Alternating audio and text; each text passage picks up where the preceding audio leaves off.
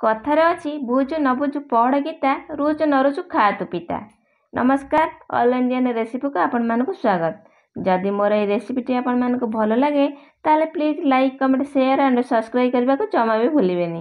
ଆଉ ପାଖରେ ଥିବା ବେଲ୍ ଆଇକନକୁ ପ୍ରେସ୍ କରିନେବେ, ଯାହା ବି ମୁଁ ଭିଡ଼ିଓ ଅପଲୋଡ଼ କରି ସର୍ବପ୍ରଥମେ ଆପଣମାନେ ଦେଖିପାରିବେ। ତାହେଲେ ଚାଲନ୍ତୁ ପ୍ରସ୍ତୁତ କରିବା ଆଜିର ରେସିପି। ଚୈତ୍ର ମାସରେ ନିମ୍ବ ପିତା ଖାଇଲେ ଦେହ ପାଇଁ ହିତକର। ଆଜି ଏମିତି ପ୍ରୋସେସରେ ନିମ୍ବ ପିତା ଭଜାଟା ବନେଇବା ଯାହାକୁ ସମସ୍ତେ ଖାଇ ତୁମର ପ୍ରଶଂସା କରିବେ। ସେଥିପାଇଁ ପ୍ରଥମେ ନିମ୍ବ ପତ୍ରକୁ ବଛାବଛି କରି କଡ଼େଇରେ ସୋରିଷ ତେଲ ଦେଇ ଭାଜି ନେବା, ଯେମିତି ଚୁରିଲେ ହାତରେ ଚୁରି ହେଇଯିବ। ତାପରେ କଡ଼େଇରେ ସୋରିଷ ତେଲ, ପଞ୍ଚଫୁଟଣ, ଶୁଖିଲା ଲଙ୍କା ଆଉ କଟା ପିଆଜକୁ ଦେଇ ଭାଜି ଦେଲା ପରେ କଟା କଞ୍ଚା ଲଙ୍କା ଆଉ କଟା ବାଇଗଣ ଆଉ ସ୍ୱାଦ ଅନୁସାରେ ଲୁଣ, ହଳଦୀ ଆଉ ଗୋଟେ କଟା ଟମାଟୋକୁ ଦେଇ ଭାଜି ନେବା।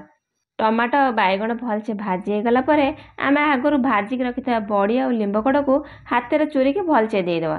ତାପରେ ଟିକେ ଗୋଳେଇ ଦେଲା ପରେ ଆମର ଟେଷ୍ଟି ବାଲା ଲିମ୍ବ କଡ଼ ଭଜା ପୁରା ରେଡ଼ି। ଆରେ ଏଇ ପ୍ରୋସେସରେ ବନେଇକି ନିଶ୍ଚୟ ଖାଆନ୍ତୁ ଆଉ କେମିତି ଲାଗିଲା କମେଣ୍ଟରେ ସିଓର ଜଣେଇବେ। ରହିଲି, ନମସ୍କାର, ଜୟ ଜଗନ୍ନାଥ।